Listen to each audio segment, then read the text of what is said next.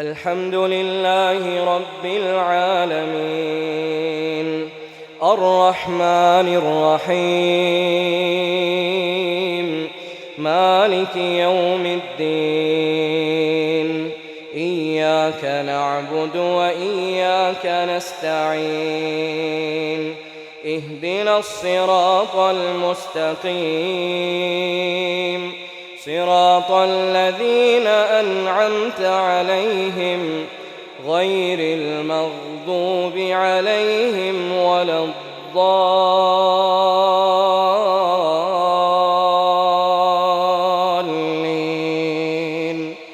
آمين. قد أفلح المؤمنون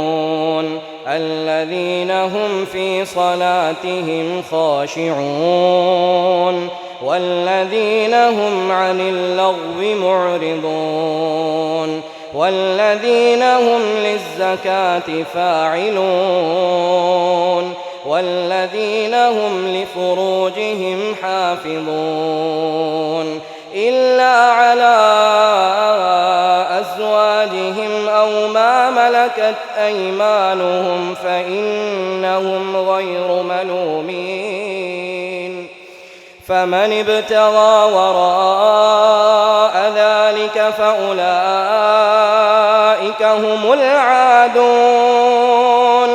والذين هم لأماناتهم وعهدهم راعون والذين هم على صلواتهم يحافظون أولئك هم الوارثون الذين يرثون الفردوس هم فيها خالدون ولقد خلقنا الإنسان من سلالة من طين ثم جعلناه نطفة في قرار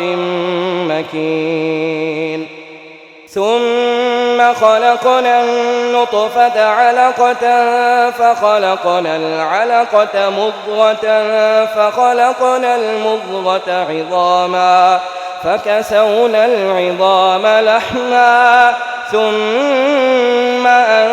أنشأناه خلقا آخر فتبارك الله أحسن الخالقين ثم إنكم بعد ذلك لميتون ثم إنكم يوم القيامة تبعثون ولقد خلقنا فوقكم 7 طرائق وما كنا عن الخلق غافلين وأنزلنا من السماء ماء بقدر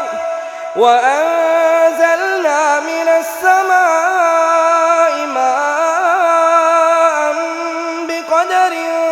فأسكناه في الأرض وإنا على ذهاب به لقادرون فأنشأنا لكم به جنات من نخيل وأعناب لكم فيها فواكه كثيرة ومنها تأكلون وشجرة تخرج من طور سيناء تنبت بالدهن وصبغ للآكلين وإن لكم في الأنعام لعبرة نسقيكم مما في بطونها ولكم فيها منافع كثيرة ومنها تأكلون وعليها وعلى الفلك تحملون